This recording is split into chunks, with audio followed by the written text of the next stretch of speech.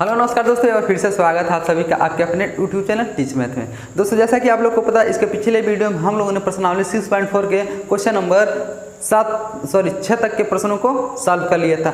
आज के इस वीडियो में हम प्रश्न नंबर 7 से शुरू करने वाले हैं, प्रश्न नंबर 9 तक के प्रश्नों को सॉल्व करेंगे। तो चलिए ज़्यादा देर न करते हुए हम वीडियो को स्टार्ट करते हैं। तो दोस्तों क्वेश्चन नंबर 7 आप लोग को स्क्रीन पर दिखाई दे रहा होगा, ठीक ना। करा है, सिद्ध कीजिए कि एक वर्ग की किसी भुजा पर बनाए गए समबाहु त्रिभुज का क्षेत्रफल उसी वर्ग के एक विकर्ण पर बनाए गए समबाहु त्रिभुज के क्षेत्रफल का आधा होता है, ठीक ना।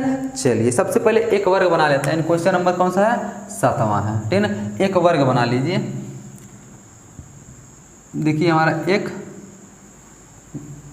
वर्ग बन गया। वर्ग किसे कहते हैं? जिसकी चारों भुजा आपस में बराबर है, ठीक ना। चलिए करा सिद्ध कीजिए कि एक वर्ग की किसी एक भुजा पर बनाए गए समबाहु त्रिभुज, एक वर्ग है, इसके एक भुजा पर मान लीजिए इसी वाली भुजा पर बना लिया एक समबाहु त्रिभुज, ठीक ना। समबाहु त्रिभुज कैसे बनेगा? जितना भारी है ही रहेगा और ना भारी, दो रेखा और खींच के मिला दीजिए, क्या बन जाएगा? समबाहु त्रिभुज बन जाएगा, ठीक है ना। किसी एक भुजा पर हम समबाहु त्रिभुज बना दिए और कह दिया है उसी वर्ग के एक विकर्ण पर, उसी वर्ग के एक विकर्ण हमारा यही होता है ना, एक विकर्ण पर, ठीक ना, उसी वर्ग के एक विकर्ण पर बनाए गए समबाहु त्रिभुज। चलिए इस पर भी एक समबाहु त्रिभुज हम बना लेते हैं, बहुत बड़ा हो जा रहा है, ठीक ना।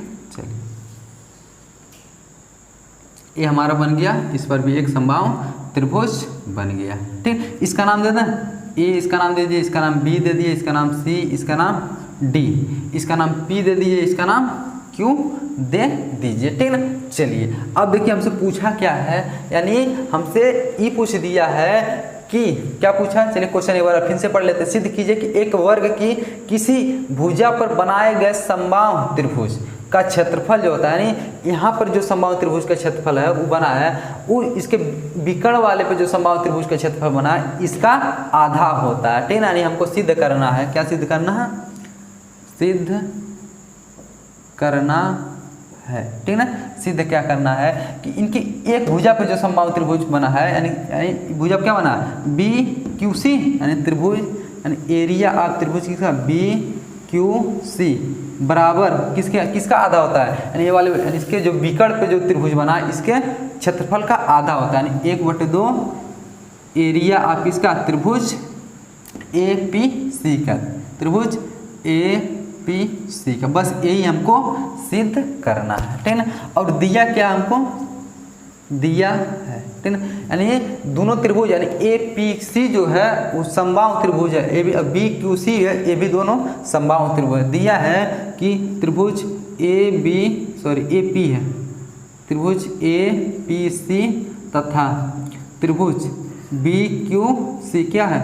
समबाहु त्रिभुज, समबाहु त्रिभुज है, समबाहु त्रिभुज होता है, ठीक है ना। चलिए अब देखिए, अब जब दोनों त्रिभुज क्या है? समबाहु त्रिभुज हैं, तो जब दो त्रिभुज आपस में समबाहु होते हैं तो दोनों त्रिभुज आपस में समरूप भी होते हैं। यानी हम पहले दिन में बताए थे कि सभी समबाहु त्रिभुज आपस में क्या होते हैं? समरूप त्रिभुज होते हैं, ठीक है ना। सभी समबाहु त्रिभुज आपस में समरूप होते हैं, तो ये दोनों समबाहु आपस में समरूप भी होंगे ना। यहाँ लिखेंगे, यानी हल में चलेंगे, लिखेंगे चूंकि ए पी त्रिभुज ए पी सी, त्रिभुज ए पी सी तथा त्रिभुज बी क्यू सी क्या है?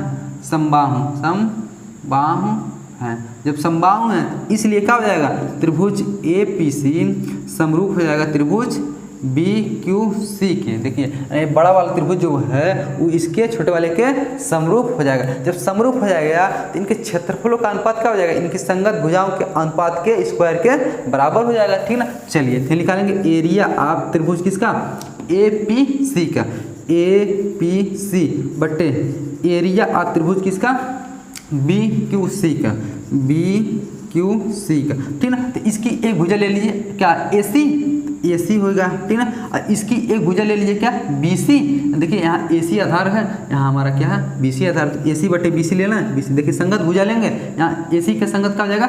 बी सी, और दोनों का अनुपात निकाल के स्क्वायर कर दीजिए, क्या हो जाएगा? दोनों त्रिभुजों का क्षेत्रफल निकल जाएगा। चलिए यानी त्रिभुज ए पी सी बटे त्रिभुज बी क्यू सी का एरिया निकालेंगे तो ए सी बटे बी सी का अनुपात निकाल के स्क्वायर कर देंगे तो निकल जाएगा, ठीक ना। इसको मान लीजिए समीकरण नंबर 1 मान लीजिए। अब देखिए यदि किसी क्या वर्ग का विकर्ण हमको ना पता हो रहा है, विकर्ण को पता करने के लिए एक फार्मूला होता है, यानी वर्ग का विकर्ण बराबर होता है कर्णिम 2 गुणे भुजा। क्या होता है? कर्णिम 2 गुणे भुजा। तो यहाँ इसको समीकरण 1 मान लिए। चलिए अब देखिए विकर्ण बराबर क्या होता है, यानी वर्ग का विकर्ण। विकर्ण बराबर फार्मूला होता है कि कर्णिम 2 गुणे भुजा, ठीक ना, भुजा। अब वर्ग का विकर्ण, विकर्ण यही है, एसी नहीं ना, एसी है ना, एसी बराबर क्या हो जाएगा? वर्ग का विकर्ण क्या था? एसी बराबर कर्णिम 2 है तो कर्णिम 2 गुणे भुजा क्या है, यानी कोई भी भुजा ले लीजिए, चाहे D C A D A B और बी सी, ठीक ना। तो हम कौन भुजा को लेंगे? बी सी को लेंगे, ठीक ना। क्यों? क्योंकि देखिए यहाँ पर हमको बी सी को इसी को हटाना है, तो यहाँ क्या लिख लें? बी सी को लिख लें, बी सी ले लिए, ठीक ना, बी सी ले लिए। अब देखिए यानी हमको ए सी बराबर मिल गया कर्णिम 2 बी सी, इसको मान लीजिए समीकरण नंबर 2। अब समीकरण 1 और 2 से चल रहे, जहाँ ए सी है वहाँ कर्णिम 2 बी सी लिख दें, लिखेंगे समीकरण 1 और 2 से, ठीक ना। क्या हो जाएगा? समीकरण 1 क्या था? एरिया त्रिभुज ए पी सी, एरिया त्रिभुज ए पी सी बटे एरिया ऑफ त्रिभुज क्या था? B Q C, B Q C किसके बराबर हो जाएगा? अब देखिए ए सी बराबर क्या लिखेंगे हम? कर्णिम 2 बी सी ना, यहाँ लिख दो कर्णिम 2 बी सी बटे नीचे बी सी पहले से है, देखिए नीचे बी सी पहले से है, और चूंकि इसका स्क्वायर है तो स्क्वायर चढ़ा दीजिए, बी सी से बी सी कट जाएगा, यहाँ का बचेगा कर्णिम 2 बटे नीचे 1 बचेगा, स्क्वायर है तो स्क्वायर हो जाएगा। कर्णिम 2 का स्क्वायर करेंगे तो कितना हो जाएगा? 2, 1 का स्क्वायर करेंगे तो 1 हो जाएगा, यानी हमको मिल गया क्या? एरिया ऑफ त्रिभुज ए पी सी बटे एरिया ऑफ त्रिभुज बी क्यू सी का मान कितना मिल गया? 2/1 मिल गया। हमको सीधे क्या करना है? एरिया त्रिभुज बी क्यू सी, तो बी क्यू सी को उधर भेज दें और 2 को इधर लेके चले आए, ठीक ना। चलिए यानी तिरछा हम गुणा करने जा रहे हैं, क्या इसका गुणा यहाँ करेंगे तो क्या हो जाएगा? यानी एरिया ऑफ त्रिभुज ए पी सी, देखिए 1 का गुणा करेंगे तो कौन नहीं चेंजिंग होगा, बराबर इसको उधर ले जाएंगे तो क्या हो जाएगा? 2 गुणे एरिया ऑफ त्रिभुज क्या? B Q C, B Q C हो गया, ठीक ना। चलिए अब देखिए जब भाई 2 को इधर पंचांतर करेंगे तो यहाँ गुणा, यहाँ का हो जाएगा? भाग हो जाएगा। चलिए इसको हम पहले लिख रहे हैं, यानी त्रिभुज यानी एरिया ऑफ त्रिभुज बी क्यू सी बराबर, ठीक ना। चलिए 2 को इधर लाएंगे तो क्या हो जाएगा? 1/2 इधर का एरिया ऑफ त्रिभुज A P C, area of त्रिभुज ए पी सी, कहीं यही नहीं हमको सिद्ध करना था। देखिए एरिया ऑफ त्रिभुज ए पी सी आधा होता है, ठीक ना, एरिया त्रिभुज बी क्यू सी, एरिया त्रिभुज बी क्यू सी क्या हो गया हमारा? इति सिद्धम, यानी यही हमको सिद्ध करना था, ठीक ना। तो आशा करता हूँ क्वेश्चन नंबर 7 आप लोग को अच्छी तरीके से समझ में आया होगा, ठीक ना। अब चलिए क्वेश्चन नंबर 8 की ओर बढ़ते हैं, इसको हम मिटा देते हैं। तो दोस्तों क्वेश्चन नंबर 8 आप लोग को स्क्रीन पर दिखाई दे रहा होगा, ठीक ना। कह रहा है कि ABC और ABC और BDE 2 समबाहु त्रिभुज इस प्रकार हैं कि D भुजा BC का मध्य बिंदु है। तो त्रिभुजों ABC और BDE के क्षेत्रफलों का अनुपात है, ठीक ना। 4 ऑप्शन दे दिया है, ठीक ना। पहला दे दिया 2 संबंध है 1, दूसरा दे दिया 1 संबंध है 2, तीसरा दे दिया 4 संबंध है 1, चौथा दे दिया है 1 संबंध है 4। यानी हमको क्वेश्चन में को सॉल्व करके यानी ट्रिक लगा देना कि जो आंसर ट्रिक सही रहेगा उस पर हम ट्रिक लगा देंगे, ठीक। सबसे पहले चलिए इसको सॉल्व कर लेते हैं। क्वेश्चन नंबर क्या था? 8वां था, ऑप्शनल क्वेश्चन था, ठीक ना। चलिए कह दिया है, ठीक, त्रिभुज ABC और त्रिभुज BDE 2 समबाहु त्रिभुज हैं, ठीक ना। इस प्रकार है कि D जो है भुजा BC का मध्य बिंदु, ठीक है। चलिए एक त्रिभुज बना लेते हैं हम, इसका नाम दीजिए ABC। अब देखिए BC का मध्य बिंदु क्या ले लीजिए? D रख लीजिए, ठीक ना। अब देखिए यहाँ से हमको मिल गया BC का मध्य बिंदु D हो गया। अब त्रिभुज BDE यानी AB का मध्य बिंदु यहाँ, इसको E से मिला दीजिए, ठीक है। चलिए अब देखिए 2 त्रिभुज बन गया, नहीं बन गया? ABC और BDE दोनों त्रिभुज बन गया, ठीक है। चलिए अब कह दिया 2 समबाहु त्रिभुज, यानी ये त्रिभुज अब बड़ा वाला त्रिभुज दोनों क्या है? समबाहु, यानी इनके भुजा आपस में बराबर है, छोटे वाले के भुजा भी आपस में बराबर है, ठीक ना। तो हमको क्या सिद्ध करना है, सिद्ध नहीं करना हमको, यानी कहा है कि दोनों त्रिभुज ABC और BDE के क्षेत्रफल का अनुपात पूछा है, यानी हमको क्या पूछा है, यानी एरिया ऑफ त्रिभुज कितना, किसका, पहले किसका पूछा, ABC का। तो ABC लिखना है ABC बटे एरिया ऑफ त्रिभुज किसका, BDE का। यही हमको अनुपात पूछ दिया है, ठीक। चलिए यदि देखिए है दोनों त्रिभुज आपस में क्या है, यानी सॉरी बड़ा वाला त्रिभुज और छोटा वाला त्रिभुज क्या है, कौन, समबाहु त्रिभुज है ना।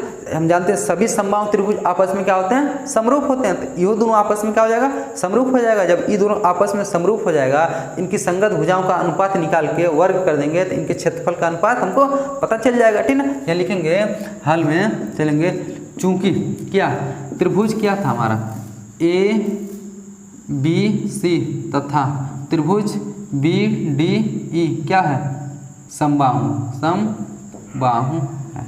है। तो इसलिए क्या हो जाएगा, त्रिभुज ABC समरूप हो जाएगा किसके, त्रिभुज BDE के। जब समरूप हो जाएगा इनकी संगत भुजा आपस में क्या हो जाएंगे, समानुपाती हो जाएंगे, ठीक ना। इनकी संगत भुजाएं आपस में समानुपाती नहीं होंगी, मतलब इनकी संगत भुजाओं का आपस में समानुपाती लेके स्क्वायर कर दे, उसका क्षेत्रफल पता चल जाएगा। तो यहाँ लिख लेंगे यानी एरिया ऑफ त्रिभुज किसका, ABC बटे एरिया ऑफ त्रिभुज किसका, BDE का। अब देखिए यानी ABC और BDE, ABC और BDE, ठीक ना। अब देखिए इसको जब हम अलग अलग तोड़ दें दोनों त्रिभुजों को, यानी हमको मिल गया ABC मिल गया, पूरा बड़ा वाला था। इस छोटे वाले को जब निकाल के बाहर रखेंगे इसे यहाँ, देखिए छोटे वाला को, क्या हम B को यहाँ ले आके लिख रहे हैं, B यहाँ चला जाएगा तो हमारा D यहाँ पर चला जाएगा और E कहाँ चला जाएगा, यहाँ पर चला जाएगा। देखिए क्यों लिखे हैं, क्योंकि देखिए तभी ABC और BDE तभी संगत भुजाएं होंगी, लेकिन देखिए हमारा दोनों त्रिभुज क्या था, ABC था ना, तब A B के संगत था, B D के संगत और C E के संगत, तो C E के संगत तभी होगा। यानी इसको कैसे लिख सकते हैं, ABC इसी को मतलब बाहर निकालेंगे तभी तो हमको क्या BD और E इसी त्रिभुज को बाहर निकाल के रख दिए, ठीक ना। अब हमको संगत भुजा लिखने में आसानी हो जाएगी, ठीक है। अब AB का संगत BD हो जाएगा, BC का संगत DE हो जाएगा, AC का संगत BC हो जाएगा, ठीक। तो यहाँ लिख दें, यानी हमारा AB बटे क्या हो जाएगा, AB बटे क्या BD का अनुपात निकाल के स्क्वायर कर दीजिए, बस हमको इन दोनों त्रिभुजों का क्षेत्रफल पता चल जाएगा, ठीक है। अब देखिए इसको मान लें समीकरण नंबर कुछ मान लें, समीकरण नंबर 1 मान लीजिए। अब इसको हम मिटा देते हैं, इसको आप लोगों को समझने के लिए खाली हम लिखे थे, ठीक। चलिए अब देखिए, अब चूंकि कर दिया कि है D जो है वो BC का मध्य बिंदु है। जब मध्य बिंदु है तो क्या हम पूरा BC हमारा ये जो BD है उसको लिख सकते हैं BC बटे 2 लिख सकते हैं, आराम से लिख सकते हैं। हम लिखेंगे चूंकि D जो है भुजा BC का मध्य बिंदु, जब मध्य बिंदु हो जाएगा तो क्या हो जाएगा हमारा, ये जो यानी BD जो होगा BD बराबर हो जाएगा पूरा BC बटे 2 हो जाएगा, BC का आधा यानी पूरा BC का आधा कर दिया, BD मिल गया तो 2 को इधर भेज दें, 2 BD बराबर मिल जाएगा हमारा BC। अब चूंकि हम जानते हैं ये BC किसके बराबर है, ये BC जो है वो AB के भी बराबर भी है और AC के बराबर है। क्यों, क्योंकि दोनों त्रिभुज आपस में समबाहु हैं, सॉरी त्रिभुज आपस में क्या है, समबाहु, तो इनकी सभी भुजा आपस में बराबर हो गई। यानी जना क्या होगा हमारा BC होगा और न AB होगा और न AC भी होगा। तो यहाँ BC की जगह क्या लिख दें, AB लिख दें, 2BD बराबर क्या हो जाएगा AB, ठीक है। ये लिखेंगे चूंकि क्या होगा AB बराबर है हमको क्या है BC और बराबर क्या है AC प्राप्त है, ठीक ना। चलिए इतना जब हमको मिल गया, क्या मिल गया हमको, AB बराबर मिला है 2BD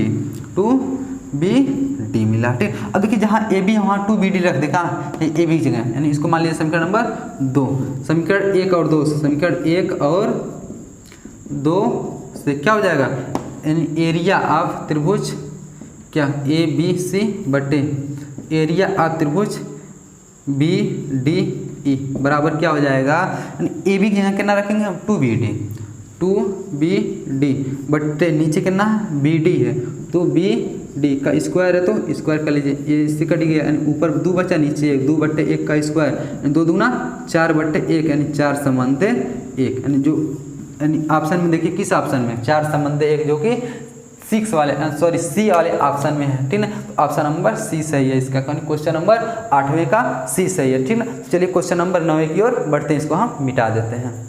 तो दोस्तों क्वेश्चन नंबर 9 आप लोग को स्क्रीन पर दिखाई दे रहा होगा, ठीक है।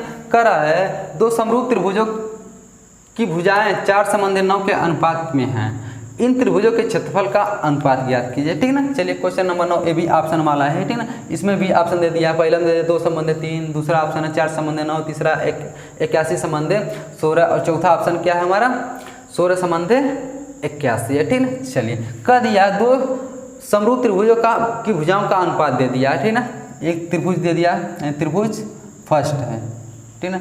एक त्रिभुज क्या हमारा त्रिभुज सेकंड है, इनके भुजाओं का अनुपात कितना दिया है, भुजाओं का अनुपात कितना दे दिया हमको, दिया 4 संबंधे 9, 4 संबंधे 9 दे दिया, ठीक है ना। तो हमको पूछा क्या है, इनके क्षेत्रफलों का अनुपात बताइए। इसको ऐसे भी लिख सकते हैं 4/9 भी लिख सकते हैं ना, 4/9 भी लिख दे। चलिए यानी क्षेत्रफलों का अनुपात, एरिया आप किस कौन है त्रिभुज फर्स्ट का बटे एरिया आप त्रिभुज किसका सेकंड का, पहले वाले त्रिभुज और दूसरे वाले त्रिभुज के क्षेत्रफल निकालेंगे तो इनके भुजाओं का अनुपात, भुजाओं क्या मिला हमको 4/9 का अनुपात के स्क्वायर के बराबर हो जाएगा, 4 चौको 16/9 81 यानी 16 संबंधे 81। तो देखिए कौन ऑप्शन में है 16 संबंधे 81, ऑप्शन नंबर कौन सा है डी है, ठीक है। तो ऑप्शन नंबर डी इसका सही हो जाएगा, तो ठीक है। तो दोस्तों आज हमारा प्रश्नावली 6.4 टोटल का टोटल सभी क्वेश्चन समाप्त हो गए, ठीक है ना। इसके नेक्स्ट वीडियो में हम पढ़ेंगे प्रश्नावली 6.5 में प्रयोग होने वाले कुछ प्रमेयों के बारे में, ठीक है। तो आज के लिए बस इतना ही, मिलेंगे नेक्स्ट वीडियो में, तब तक के लिए जय हिंद।